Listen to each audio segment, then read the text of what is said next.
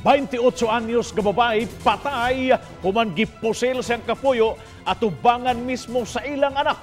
Nahitabo kini sa barangay Kansuhong, Dakbayan sa Talisay. Selos ang gitumbok nga hinungdan sa maong krimen. Ang detalye sa report ni Femery Dumabo. Ako niya akong anak. Magpaminaw ko, mauna mo intirap sa ko niya. Wasay uwo, bagas ang naungoy. Ganong iyang gipatay. Nga kato akong anak, iya silusan pirmi na aras balay. Grabing pagbangutan ang gibati sa inahan sa biktima. Nga matod niya, dugay nang nagtingwang bulagan siyang anak ang suspitsado. Tungod sa grabing pagkasiloso o kusog manapat. Niining gibutangan sa gidagkutang kandila sud sa lawak. Nakita ng biktima nga naglingkod ug nagkadugo na gahapon sa hapon. Kinihuman si Janine Ubas. Pusila kausa kay gayon sa iyang kapuyo sud na sa unom ka tuig nga mao si Jairi Guba, 29 anyos. Giingon nga bisa ng mga kabanay ni Janine silusa ni Jairi ug nibahad pa nga patyon ang tibok pamilya kun buwagan sa biktima.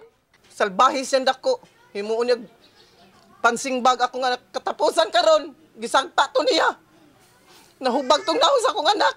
Nagkuha na mi og pulis pero kuyawan mi kay gikugos man niya ang bata nga katong espesyal nga bit-bit sa armas dire. Ang pulis wala na mo pasudla kay ako hunahon na patyon niya ang bata. Away nila nagsingkahay niya. Pagkataod-taod ni kalitra og buto usa. Ato ni gawas ang suspect.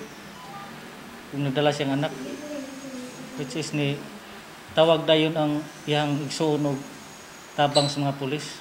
Ang suspect ang nitahan ra usab sa iyang kaugalingon ngadto sa kapulisan. Gisubay karon sa mga pulis kun nganong adunay armas si Jairi ug kun lisensyado ba kini o dili. Lakip sa ilang sutaon ang pasangil nga tigamitan kini og dadiling drugas. Sa kasagaran sa mga pamilya mamgi kuan gud siya nga musuyop daw. Pero di pumunta kuan. Pagapong gi-verify. Kasong murder ipasaka sa pamilya sa biktima ug sa kapulisan batok sa suspetsado. Uban ni Jun Sulon. Ako si Femery Dumabok.